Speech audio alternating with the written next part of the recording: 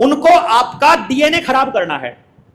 DNA खराब करने का क्या नुकसान है? आप जिस जाति से बिलोंग करते हो, आप जिस भी जाति से बिलोंग करते हो, मान लो आप कुम्हार हो, ठीक है, मान लो मैं अपने आप पे नहीं कह दूं, मान लो मैं कुम्हार हूं, तो मेरे पुरखों ने कुम्हार वाला काम किया, मिट्टी से काम किया।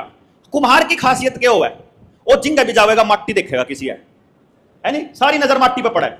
जो दांत का काम करता होगा बंदा, वो आदमी हंसता है देखेगा इसके दांत नकली चट रहे, दो ठीक करने पड़ेंगे। जो वकील होगा वो बाट में देखेगा किसका केस तो रहो, कोई सब रहेगा, पता कर ले इसका कोई कदा केस हो रहा हो, तुम्हारा काम है जाए।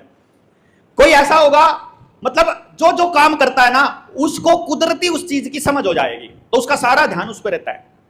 अब कुम्हार के बाप ने भी यही काम किया, उसके बाप ने भी यही किया, उसके बाप ने भी यही किया, तो जो उसके दादा ने सीखा था कभी, उसका जो ज्ञान है वो उसके डीएनए में आ जाता है सारा।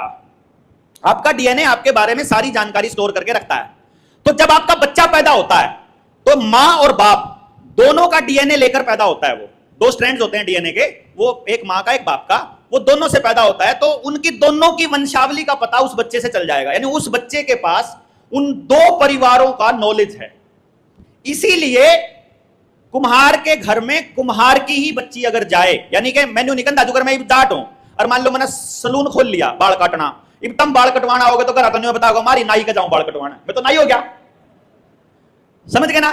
तो जो कुम्हार का घर है, जो गडरिये का घर है, अब गडरिया का मान लो बकरी बन रही और उनका बैद है कोई बनिए की छोरी शहर में तय, उन्हें तो पास आवेगी जानते बकरिया की मिंगण में तय, और तो कि कहां मुझे गंद में फेंक दिया, और मैं गडरिया नु कहेंगे मानना तो को नहीं आंदी भाई।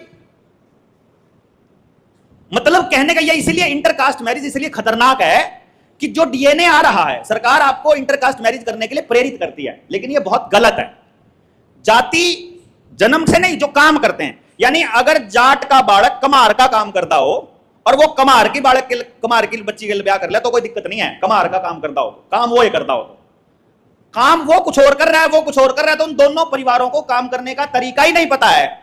किसी के रीति रिवाज, मतलब बिहार में किसी और टाइप के, हिमाचल में किसी और टाइप के, हरियाणा वाले का हमारे रीति रिवाजों के हिसाब से चलना पड़ेगा। छोरी ने कहो कि क्यों चलना पड़ेगा, मैं तो हिमाचल के रीति रिवाज लाऊंगी, वो पंगा हो गया सारा। तो ये लोग क्या कर रहे हैं, इसीलिए ऐसा कानून बनाया कि इंटरकास्ट मैरिज ज्यादा से ज्यादा प्रमोट हो, ताकि आपका डीएनए क्रॉस होता रहे और आप संकर औलाद बनते रहो, यानी खच्चर बनते रहो, समझ गए ना। इंटरकास्ट मैरिज से जो बच्चा पैदा होगा वो खच्चर है, समझो, ना वो गधा है ना वो घोड़ा है। अब जो खच्चर हो जाएंगे, अब उसका डीएनए तो बचा नहीं, अब डीएनए नहीं बचा तो नॉलेज नहीं बचा, नॉलेज नहीं बचा तो आगे पीढ़ी को, संसार को कैसे लेके जाएगा। तो हमारे पुरखों के पास सारा नॉलेज है ऊपर से नीचे तक का, तो हमारे लोगों के पास खेती किसानी का समझ पहले से है।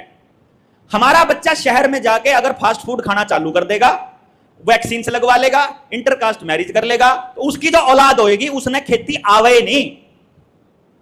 और अगर वो उन्हीं परिवारों को लेकर चलता रहेगा तो चाहे वो खेती करो चाहे ना करो, उसके खून में खेती है। इसीलिए ये डीएनए को खराब करना चाहते हैं कि आपका पुश्तैनी काम आप छोड़ दो और नया काम आपको ये सीखने नहीं देंगे, क्योंकि पढ़ ले तो अब एक टाइम पे आपको इनके ऊपर निर्भर होना पड़ेगा और पूरा समाज टूट जाएगा। तो पूरे समाज को जोड़ने के लिए समझ वाली बात आपको सामने लानी ही पड़ेगी। साइंटिफिक तरीके से कुदरत को कैसे बचाना है, बच्चों को कैसे बचाना है, नई पीढ़ियों को कैसे बचाना है, वो सारा समझ का रोड़ा है।